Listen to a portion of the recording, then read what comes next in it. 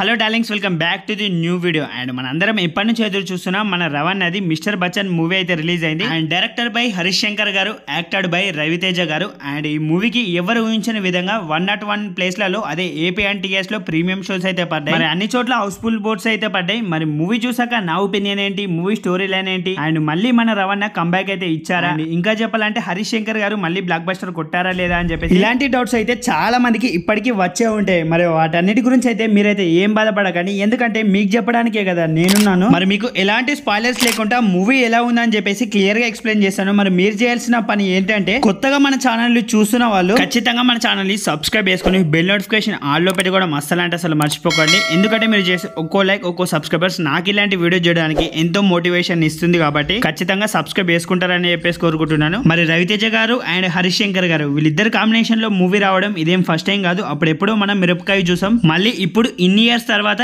ఈ మిస్టర్ బచ్చన్ మూవీని అయితే మనం అయితే చూడబోతున్నాం. మరి ఈ మూవీ గురించి చెప్పాలంటే, అసలు ఒక ఇన్కమ్ ట్యాక్స్ ఆఫీసర్ ఏం చేయగలుగుతాడు, మరి ఒక ఇన్కమ్ ట్యాక్స్ ఆఫీసర్ అసలు దేనికి పనికి వస్తాడు, మరి తను తలుచుకుంటే ఏం చేయగలుగుతాడు అని చెప్పేసి ఈ మూవీలో చాలా బాగా చూపించారు. నెక్స్ట్ లెవెల్ సీన్స్ పట్టే రవణకు నిజంగా చెప్పాలంటే ఆ మాస్ ఎలివేషన్స్ కానివ్వండి, లేదంటే ఆ మాస్ డైలాగ్స్ కానివ్వండి, అదే హరీష్ శంకర్ గారి టచ్ డెఫినెట్ గా మూవీలో కనిపిస్తుంది. ఆ డైలాగ్స్ కానివ్వండి, లేదంటే హీరోకి ఇచ్చే మాస్ ఎలివేషన్స్ అండ్ సినిమాటోగ్రఫీ కూడా చాలా బాగుంటుంది. అండ్ ఇంకా చెప్పాలంటే నెక్స్ట్ ఈ మూవీలో ఇంకేదైనా హైలైట్ ఉందా అంటే డెఫినెట్ గా అది హీరోయిన్ భాగ్యశ్రీ అండ్ సాంగ్స్. మరి సాంగ్స్ మాత్రం మూవీలో అదిరిపోయాయి. ఒక 2-3 సాంగ్స్ మాత్రమే అయితే థియేటర్ లో మొత్తం గోల గోల, అసలు అరుపులకు ఆ సాంగ్స్ వినబడలేదంటే నమ్మండి. మరి అదిరిపోయే సాంగ్స్ గురించి చెప్పాలంటే ఆల్రెడీ మీరు సాంగ్స్ వినే ఉంటారు. ప్రీ రిలీజ్ ఈవెంట్ లో కూడా అయితే సాంగ్స్ తోనే అదరగొట్టారు. మరి రవణ మన అందరి కోసం ఇంకా బాగా కష్టపడ్డాడు అనుకుంటా. మరి డాన్స్ లో భాగ్యశ్రీ అండ్ మన రవణ డాన్స్ పర్ఫార్మెన్స్ ఉంటాయి సాంగ్స్ లో, ఇరుగా తీసేస్తారు ఇద్దరు. నిజంగా చెప్పాలంటే ఆ డాన్స్ వాళ్ళు ఇచ్చే ఎక్స్ప్రెషన్స్ మాత్రం మామూలుగా అనిపించాయి సాంగ్స్ లో. మరి మూవీ స్టార్టింగ్ నుంచి చూస్తే ఇంటర్వెల్ వరకు అస్సలు అర్థం కాదు. అలా లవ్ స్టోరీతో ఇంకా చెప్పాలంటే వేరే వేరే ట్విస్ట్లతో అయితే మూవీ సాగుతూ ఉంటుంది. ఇంటర్వెల్ ట్విస్ట్ వచ్చినప్పుడు అందరికి ఒక క్లారిటీ వస్తుంది.